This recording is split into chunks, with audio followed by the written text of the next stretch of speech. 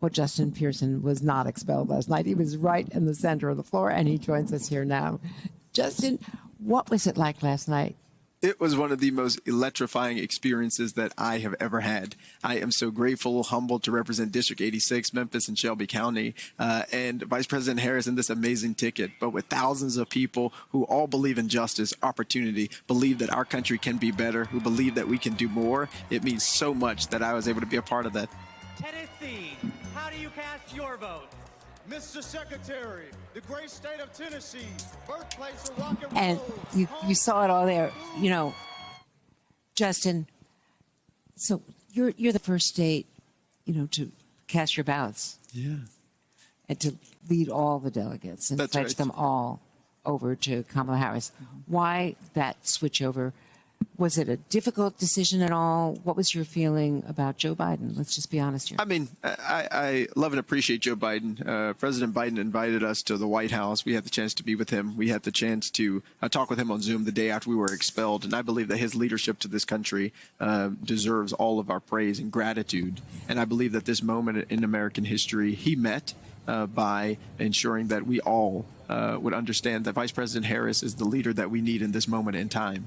And I believe the gratitude that everyone shared on Monday was really worthwhile and deserving of a person who's given his entire life to this country in service. And I think for Tennessee, we realize that our job is to do everything that we can to have Democrats in office in the White House. And Vice President Kamala Harris is the leader that we need in this moment in time. She cares about people. She's authentic. She cares about ending gun violence, cares about the environment and doing something about climate. She cares about us, and that's who we need. Well, what difference has that made with young people? What are you seeing in just this month? It is extraordinary. I've not gotten so many phone calls, texts, Instagram messages from young folks. Gen Z and millennials are fired up, are ready to go, are excited about what we're going to be able to do in this election. Having nearly 41 million people registered, young people are going to decide this election. And Vice President Harris is investing in young people, young elected leaders, young folks across college campuses, technical schools, all across the country to make sure that our voices are heard and also that our issues are being paid attention to in a way that has not typically happened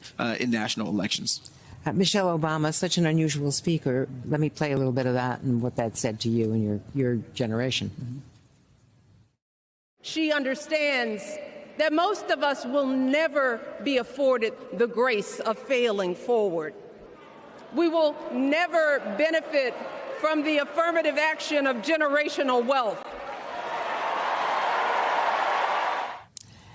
So that's her take on affirmative action and all the criticism of that. Yeah, that was amazing. That was one of my favorite lines of the whole night because it is so true. People talk about affirmative action for race, but generational wealth, the benefit of whiteness that Donald Trump has had for centuries has helped him to get to the place that where he is, where he's robbed, he's stolen, he's hurt people to become the quote unquote success story that he is. And a lot of people, the majority of Americans will never have a silver or gold spoon or gold tower in their name. The majority of people are going to have to work for what they get. The majority of us, working class folks, people who make it even into the middle class, have to give all that they can every single day, make so many sacrifices just to have an inkling of the American dream. And we need to have a president who understands that and wants more people to have access to the opportunities that America has, not just for the rich, not just for the billionaires, not just for Peter Thiel, not just for Elon Musk. And you're going to be on that stage yourself. Tomorrow, you and the other two members of the Tennessee Three and others talking about gun reform, common sense gun legislation. Give us a preview. Yeah, we need to do something about the gun violence epidemic. Gun violence is the #1 killer of children, more than car accidents, more than cancer. Gun violence is destroying our communities. And the authoritarian actions of the Tennessee Republicans expelling us was really an assault on our democracy. It really is a dangerous and unprecedented step, and we don't want to see that continue. We want to see action to end the gun violence epidemic.